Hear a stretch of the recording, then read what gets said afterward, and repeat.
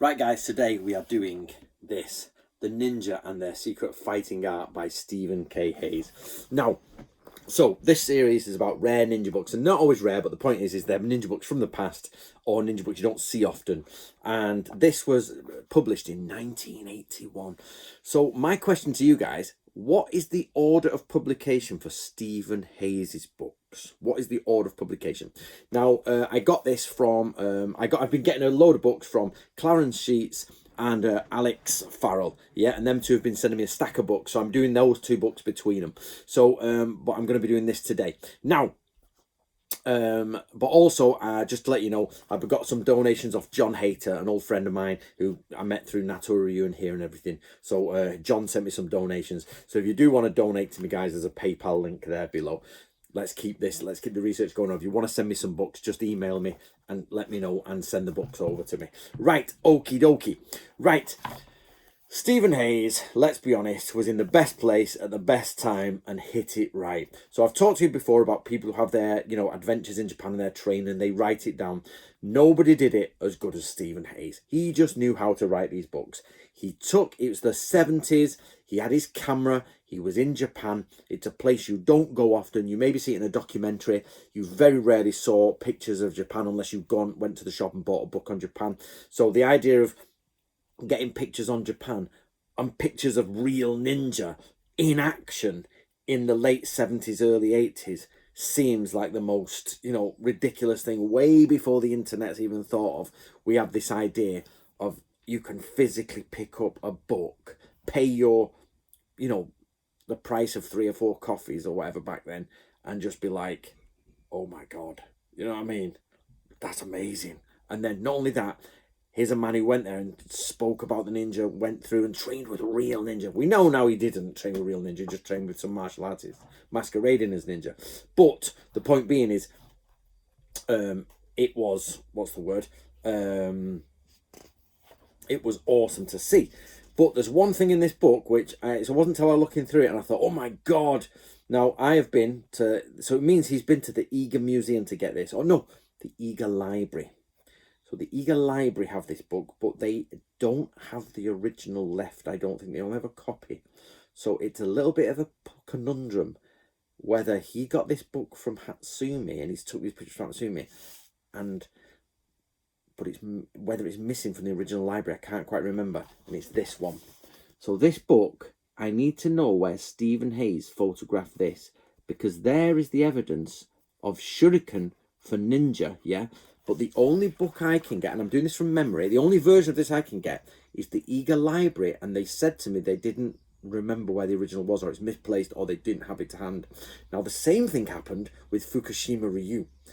And the same thing was that Fukushima Ryu Shinobi no Maki was photographed by Stephen Hayes. So the only thing I'm doing, and I'm not saying this is true, but isn't it a bit suspicious that 2 of the missing manuals in Japan end up in what I'm assuming is Hatsumi's collection? Takamatsu. I don't know. You can't quite put the blame on, but it's a little bit suspicious. So that I've seen this book a million times from my childhood, but that is really suspicious. So somebody asked Stephen Hayes where he got that copy from. If he photographed that in Hatsumi's house, Hatsumi has stolen a ninja manual. He might not have done. He might have done it at a different house, but that's the exact copy of it. So I might do another video on that. Let me know what you think. Right. However, he does say in here, bit of Japanese questions for you here. Is Ki province? He says Iga is in Ki, which I don't think it is. It's not far. It's Mie district, but he says.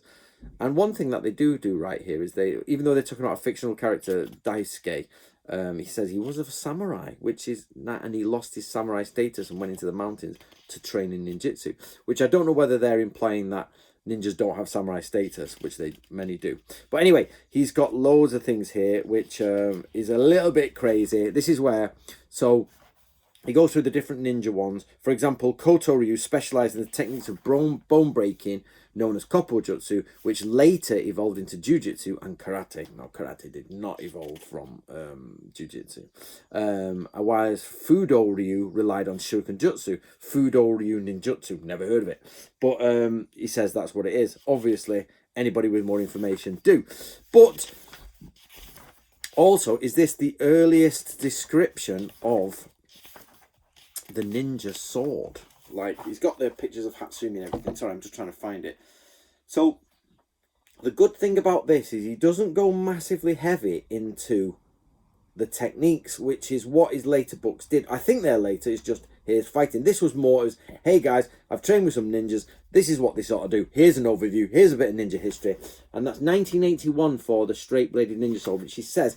Now this, reading it in English, screams to me of Fujita Seiko's books. So whoever he's talking to in Japan, Stephen Hayes at the time, most likely, has gone and got some Fujita's, gone to the library, gone to the old bookshop. He might have even gone to the same bookshops that I went to, and you can get the books as they were from the 1960s. And I, in the 2000s, the 2000s to 2010s, was going through the Japanese bookshops and getting 1950s and 1960s books. In the 1970s, Stephen Hayes was most likely, at a guess, going through the same bookshops, getting 1950s and 60s books, and the feeling is the same. A larger forged handguard, a straight blade, a longer Sagio cord, screams the sort of like Yumio Nawa, Fujita Seiko. What I don't do and what I should do is go through all those old books and introduce the exact years these things were brought in, you know, from just reading the old books. So that would be nice if somebody could do it. That would really help me out. But anyway, then he goes into Shuriken and stuff like that and the invisibility. So this book is just here's my experience in Japan as a ninja, which later on are terrible books. But at the time this was brought out, and the way Stephen Hayes does it, Stephen Hayes does this way better than other people. He knows how to do it. The reason being is he gets the right pictures. He gets the right pictures. Like the other guy, that one who did the Koga one, took some pictures of his missus and just stuck them in the book. Here's a ninja grandmaster doing ninja fighting techniques with some old stuff, some antiques from, you know, he's got some old scrolls. He's got all like the temples in Japan. That's how you do it. But of course, now to me, this is him having surface research done in Japan, which, it's surface research is not a problem if it's, keep it simple, but keep it correct. The problem is this was research done on ninja, which is never correct. You know what I mean? From the old, in Japan, ninja research in Japan just isn't done correctly. Yet it has some amazing, amazing golden nuggets in it that you have to sift through. And it's up to us to decide that's real, that's not real. And you say, well, how do we decide that? Well, some things are just clearly 20th century inventions. And as you guys know, I spent £700 on a bloody scroll that was a 20th century invention. So there you go. Stephen Hayes is the ninja and their secret fighting art. Thanks to Alex Farrell and Clarence Sheets, and also to John Hayter for donating. So there'll be a link there to PayPal me if you want to send some, or send me some books. So we're getting through these books quicker, guys, but it's Bank Holiday Monday and it's May Day. And I'm going to finish off with a joke, which I haven't got my joke book with me, but my father sent me a joke, which he says he remembers as a child that he used to eat coal, but thinking about it always brings a lump to his throat.